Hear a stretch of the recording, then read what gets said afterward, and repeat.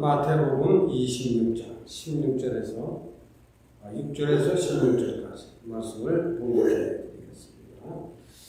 예수께서 베다니 문둥이 시몬의 집에 계실 때 한 여자가 매우 귀한 향유 한 옥탑을 가지고 나와서 식사하시는 예수의 머리에 부으니 제자들이 보고 분하여 가로되 무슨 의사로 이것을 하게 하느냐.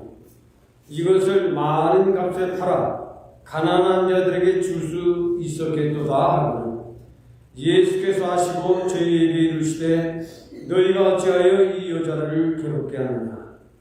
저가 내게 좋은 일을 하였느니라. 가난한 자들은 항상 너희와 함께 있거니와 나는 항상 함께 있지 아니하리라. 이 여자가 내 몸에 이 향유를 부은 것은 내 장사를 위하여 합니다.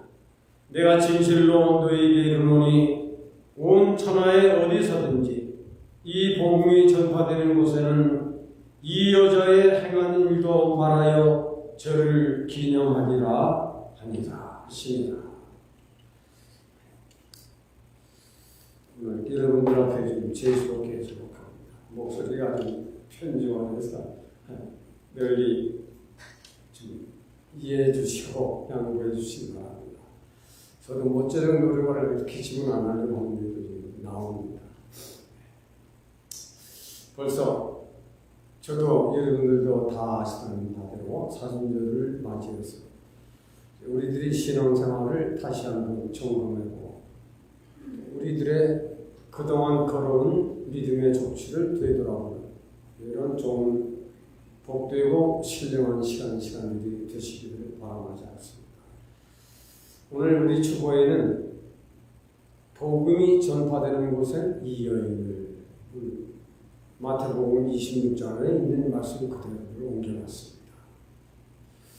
정말 세상에 태어났다가 사람은 이름을 남기고 간다. 참 이 여인은 세상에 태어났다가 가는 보람을 있는 참 축복을 받은 여인. 특히 세상에 이 여인의 성경을 살펴보면 참 저주된 삶을 살았어요. 그 오라비는 문둥병 환자야. 자기는 일부 귀신의 병에 걸린 자야. 가진 것도 없고 배운 것도 없고 아는 것도 많지 않습니다. 그야말로 저주 가운데 살아가는 한 여인이 복음, 참 복음은 신기하다. 그래서 복음은 유앙겔리온. 사람들이 깨닫기 전에는 그게 무슨 소음소식이야. 그게 무슨 나하고 상관이 있어. 알지 못하는 사람들에게는 흔히 할 수 있는 말이 될 겁니다. 많은 복음을 받아본 이 여인에게는 저주에서 축복의 삶, 지옥의 삶에서 천국의 삶, 가장 가난하고 천박한 삶에서 가장 복되고 고상하고 참 굉장한 축복을 받은 여인이 바로 복음을 알았기 때문에, 그리고 복음은 바로 예수 그리스도가 누구신가를 가르쳐주는, 이것을 깨달은 이 여인이기에 주님은 이 여인을 굉장히 칭찬을 했습니다. 내 복음이 땅끝까지 증거될 것이다. 내 복음이 땅끝까지 증거되는 곳에는 이 여인이 행한 일을 기념해라. 그렇게 행한 일이에요. 이 여인이 예수에게 어떻게 행한 일을 기념해라. 에베소 5장에는 신앙의 사람들은 한 번쯤은 예수 그리스도를 기쁘게 해줄 것이 무엇인가를 생각해보고 지나가라. 그 바울이 쓴 말입니다. 믿어서 목사되고 장로되고 나를 구원해 주신 예수님께 내가 뭘 해드려야 주님이 기뻐하실 것인가? 한번 생각해 보아라. 그 사도 바울이 에베소 5장에 기록한 것입니다. 이 여인은 복음이라고 하는 유앙겔리온, 가장 큰 소식이고 가장 복된 소식이고 참 인생을 변화시켜서 새롭게 살아가게 하는 놀라운 복된 소식이라고 하는 이걸 깨닫기 전에는 저주의 삶 가운데에서 구걸을 하며 일부 귀신병에 걸린 삶 자체에서 벗어나지 못하고 있는 상태였어요. 그러나 이 여인이 어떻게 예수를 만나고 어떻게 치료를 받았는가? 이 말씀에 대해서는 우리가 이제 신앙생활을 오래 해서 긴 말씀을 드리지 않겠습니다. 디도서 3장에는 너희가 성령의 역사와 중생의 시침으로 은혜에 풍성한 사람이 되라 그랬습니다. 디도서 3장에. 디도서 3장 5절에서 한 10절까지는 계속 그 말씀이 나옵니다. 계속해서. 믿음의 사람들아, 너희가 예수 그리스도를 통해서 중생의 시침과 성령의 새롭게 하심을 받아 내 마음에 충만한 은혜가 가득하기를 바란다. 그 말씀을 계속 썼어요. 디도서 3장에 쭉 나열해 썼어요.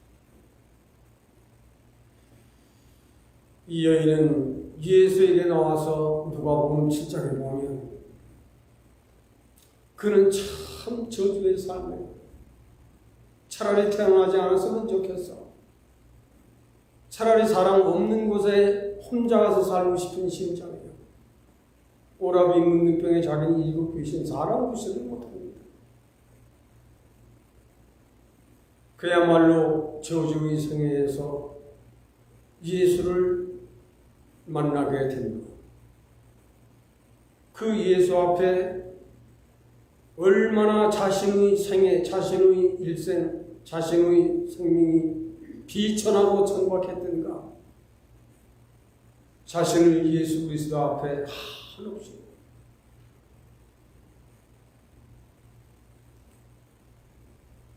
한없이 나 같은 인생을 불쌍히 여기시고 나 같은 인생도 살 수 있는 길이 있습니까? 누가복음 7장 47절에는 이 여인은 많은 죄를 고백함으로 많은 죄가 사하여짐을 받았느니라 그랬습니다. 그게 중요한 거예요. 중생의 시침과 성령의 역사로 새로운 변화를 받는 길은 죄사함을 많이 받은 자다. 죄사함을 적게 받은 자는 적은 그릇이요 하나님의 일을 훌륭하게 내지 못하지만 은혜를 많이 받은 사람은 믿음이 큰 그릇이요 하나님의 일을 할 수 있는 사람이요 말씀과 기도로 생명을 바칠 수 있는 많은 사함을 받았느니라. 이게 중요한 거예요. 누가가 이것을 직접 기록했어요. 이 여인은 많은 죄가 사하여짐을 받았느니라. 정말 우리가 만물의 마지막 때를 살아가는 사람들 안에서 신앙생활하며 자기 죄를 여전히 감추고 사는 사람들이 얼마나 많은지 말로 할 수 없는 겁니다. 고백은 하지만은 사함을 받지 못하는 건 문제가 있는 거예요. 사함을 받아야 돼요. 예수께서 내 죄 고백함을 듣고 진심으로 통회하고 애통하는 것을 보시고 내 죄 사함을 받았느니라. 너희 많은 죄가 사하심을 받았느니라. 그때 자기 오라비 문둥병도 벗겨나가고 자기 속에 역사하던 마력의 세계, 귀신의 세계가 다 물러가고 성령의 시침으로 새 사람으로 살아가는 참 중생의 시침을 거기서 받은 거예요. 중생의 시침을 받은 이 여인, 많은 죄를 고백하고 눈물을 흘린 그때 주님에게 사죄함을 받은 이 여인. 그로 말미암아 문둥병도 물러가고 귀신병도 물러가고 자신의 가난도 물러가기 시작했고, 자기 육신이 점점 건강해지기 시작했고, 자기 가정이 점점 부유해지기 시작했고, 자기가 보다 전에는 저주의 잠께서 배운 것도 없고 한벌도 없고 물벌도 없는, 아무런 주장할 수가 할 것이 아무것도 없는 그 자기지만은 자기가 자라가고 있습니다. 자기가 변해가고 있어요. 내가 이제 사람 되어가고 있구나. 내가 이제 여인스러워져 가고 있구나. 이것이 중생의 시침을 받은 사람이요, 성령의 역사로 사죄함을 받은 사람에게는 하나님이 그냥 놔두지 않습니다. 이것도 고쳐주시고 저것도 고쳐주시고, 이것도 변하게 해주시고 저것도 변하게 해주시고, 사람의 인격이 배우지 못하고 사람과 사람 사이에 인간 관계가 없기 때문에 알지 못했지만 점점 진리로 사람을 사람답게 고상한 사람으로, 우아한 사람으로 점점 만들어갑니다.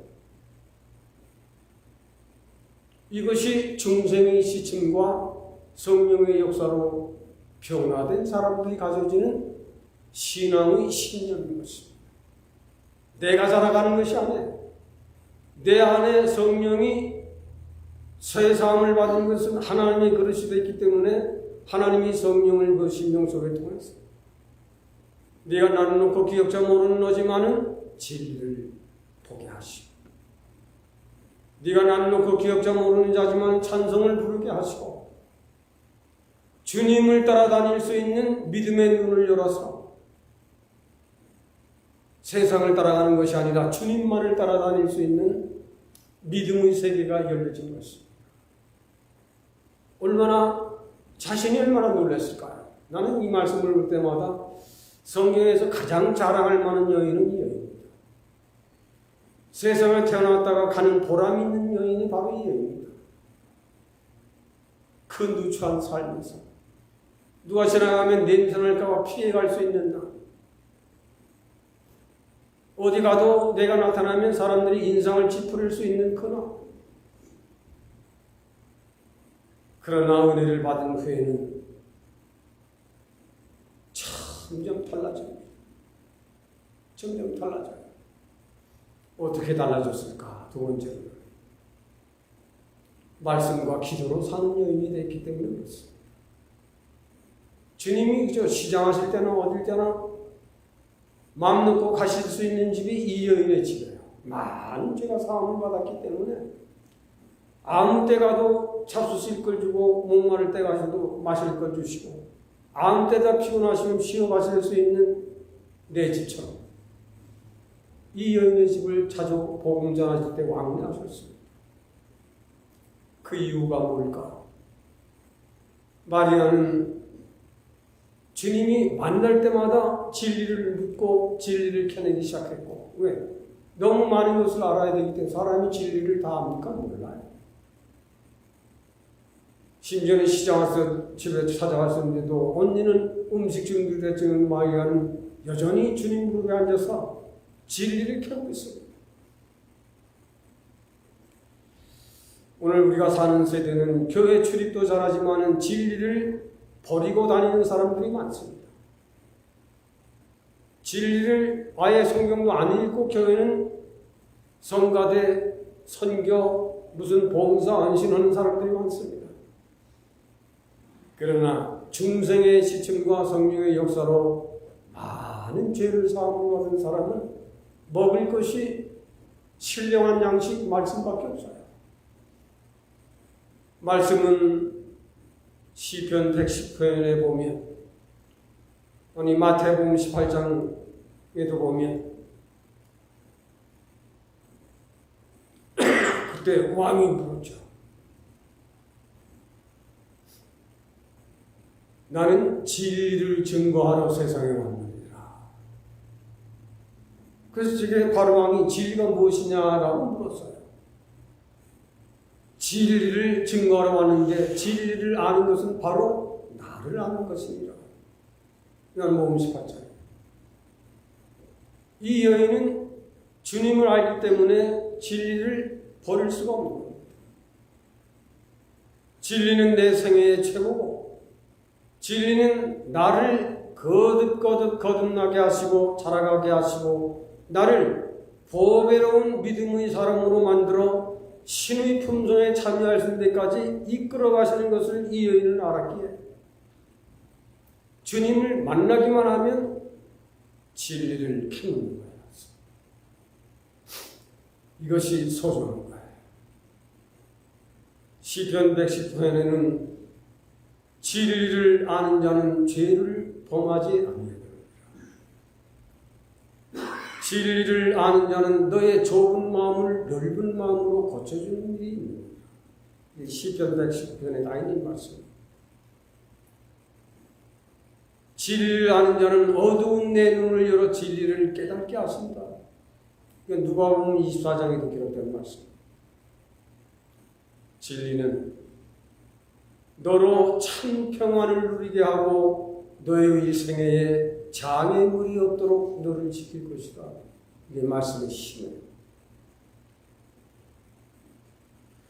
이 여인은 중생의 시춘과 성령의 역사로 자기 생애가 변화되고 예수 그리스도만이 내 생애의 최고, 진리만이 내 생애의 가장 값진 것이고 그 주님을 위해서 자기의 생사를 다해서 주님을 섬기고 따랐던 이 여인이기에 복음이 전파되는 곳에는 이 여인을 기념해라.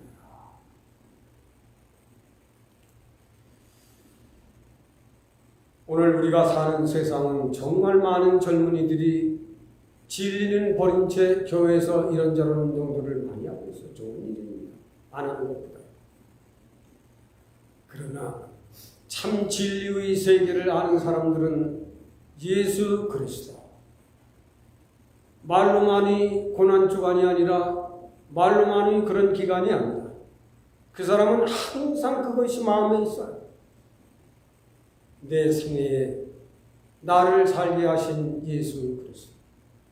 밥을 먹을 때나 잠을 잘 때나 잠을 깰 때나 잠자리에서 일어날 때나 예수 그리스도. 그는 나를 살게 했고 그는 나의 생명을 지키고 나의 건강을 지키고 나의 사는 동안 나를 가장 사람되게 사람으로 만들어 보시려고 노력하시는 나의 주가 되시는 이걸 신앙의 신념으로 알고 이 여인은 일생을 걸어간 것입니다. 이것이 이 여인에 있기에 아주 좋은 일을 합니다. 오늘 본문에 보면 한 옥탑에 기름을 부었습니다.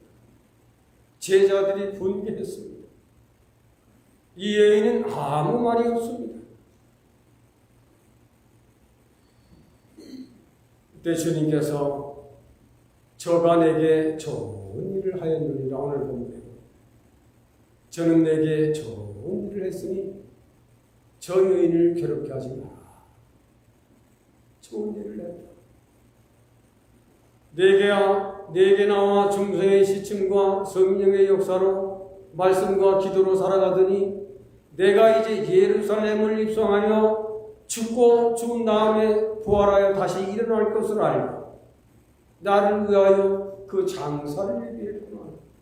저가 참 내게 좋은 일을 했다. 이것이 어디에서 나왔을까? 바로 진리를 깨달은 여인이기 때문에 예수, 다른 사도들은 몰랐지만 예루살렘을 입성하시는 우리 주님은 자기와 온 인류의 죄와 사망의 값을 지불하시려 십자가 지고 걸어가실 길을 내다본 이 여인이기 때문에 내가 가진 것 전 재산 한 옥탑이지만은 다 기르고 쏟았습니다. 참 돈을 참 멋지게 썼어요. 정말 에베소 5장에 있는 말씀대로 주를 기쁘시게 하는데 한번 멋있게 썼어요. 이 일이 주님이 굉장히 기쁘시게 보았어요. 그러나 그 세계를 모르는 사도들까지도 그것을 왜 팔아서 가난한 사람들을 주지 왜 주님 바람을 묻느냐? 모르는 세계에서는 그렇게 말할 수 있습니다.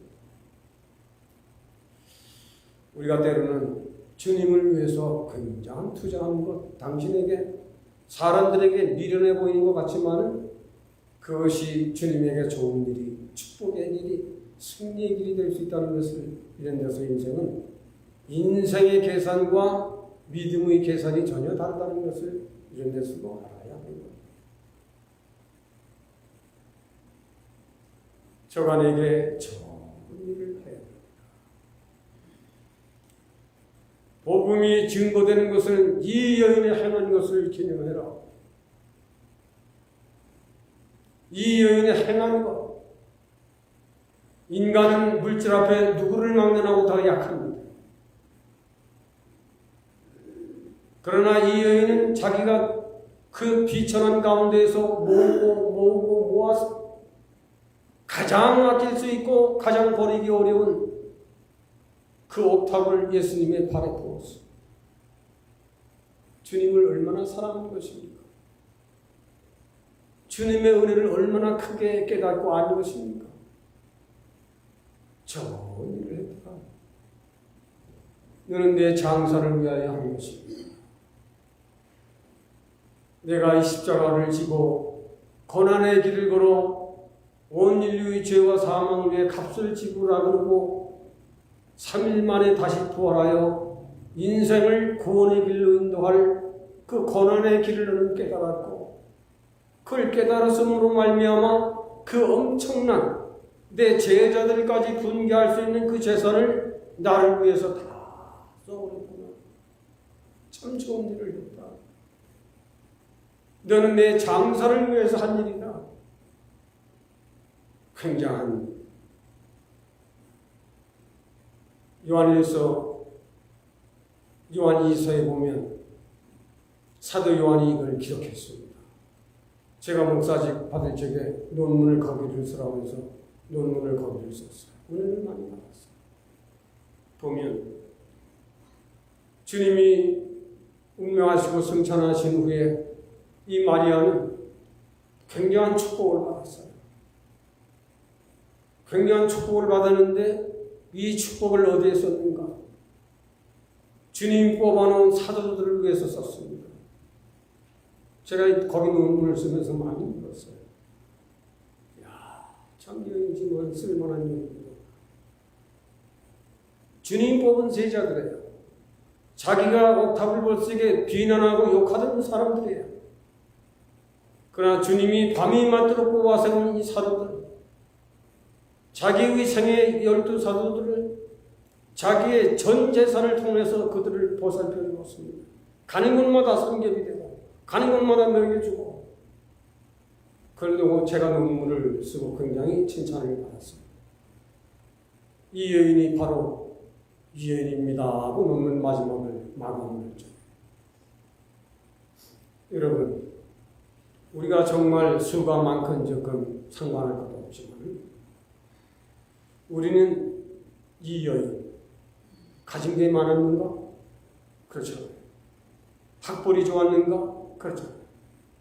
세상이 부러워할 만한 여인이었는가? 그렇잖아요. 그럼 여인은 아주 미인이었는가? 그렇잖아요. 아무것도 자랑할 만한 것이 없었어요. 그러나 복음이라고 하는 이 복음은 굉장히 큰 것이다.